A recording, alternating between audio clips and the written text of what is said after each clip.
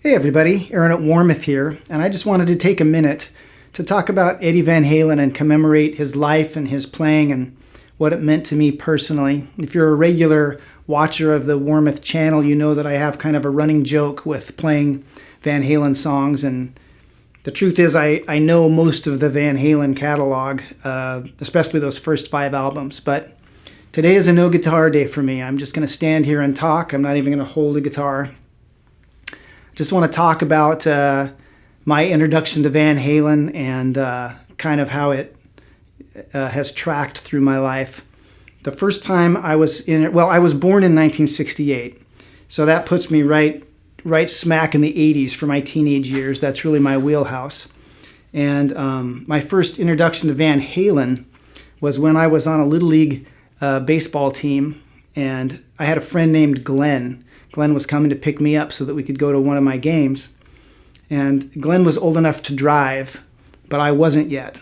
And he had this beat up, rusted out, yellow, little teeny tiny Datsun B210. And he had taken some home stereo speakers, and if you were around back in the day, you know that they were gigantic. Home stereo speakers were huge. And he had taken 2 of them and put them in the back seat of that Datsun. So basically the entire back seat was 2 home stereo speakers, and I would imagine if you took the entire car as a whole, probably 40% of the car at that point was home stereo speakers. And I hopped in that car to go to my game, and he cranked Van Halen 1, and that was my introduction to Running with the Devil and Eruption and everything that comes after. And man, I'll never forget that drive. I was gobsmacked at what I was hearing. And I'll never forget that summer. We drove around all summer in that piece of junk little Datsun and cranking Van Halen tunes at 1 billion decibels. And that was really the summer that I fell in love with guitar and kind of made a commitment to myself that no matter where my life took me, I was committed to becoming the best guitar player that I could be. That was really the reason that I started playing, and I'm not that different than a lot of you. There are tons of other guys with similar stories, and that was the impact that Eddie Van Halen had on the guitar playing world.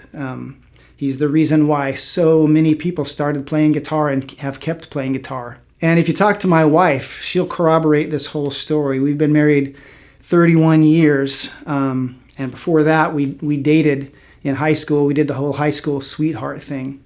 And if you ask her, she'll roll her eyes and tell you stories of coming over to my house, and I would say, check this out, and I would put on a Van Halen record and start playing along with the song, and I'd be like, check it, I just figured out how Eddie does this part, and I'd play along with the record, and then I would play along with the record some more, and she would sit there, dazzled, while I played along with the entire Van Halen 1 record, and then eventually she'd be asleep on the couch and I'd still be playing along with the Van Halen record, and I'm sure she has very fond memories of those days.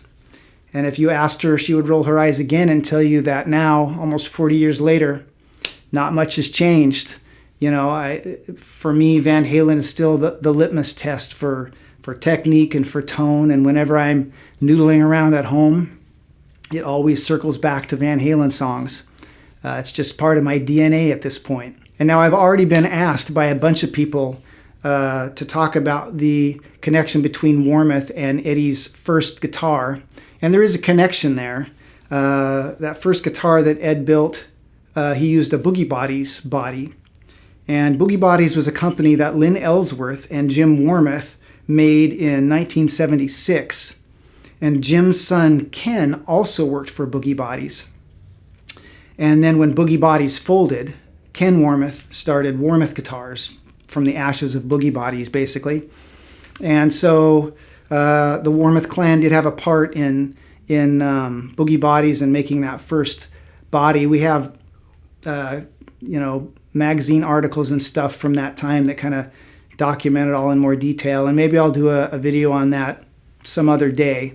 But today I just wanted to touch on that because I have been asked about that. Mostly what I wanted to do today, though, is just say thank you. Ed, wherever you are, thank you. Thank you for all the great music. Thank you for sending me and about 1 million other guitar players on a 40-year tone chase that still hasn't ended for many of us. Thank you for giving me a reason to practice hard every day and become the best guitar player that I can be. Thank you for helping me wear out my Technique turntable. I have no doubt that I lifted and lowered the needle on that thing more times for you than for all other guitar players combined. Thank you for helping me value rhythm playing as much as lead playing. And thank you for making parts casters cool. Godspeed, Ed.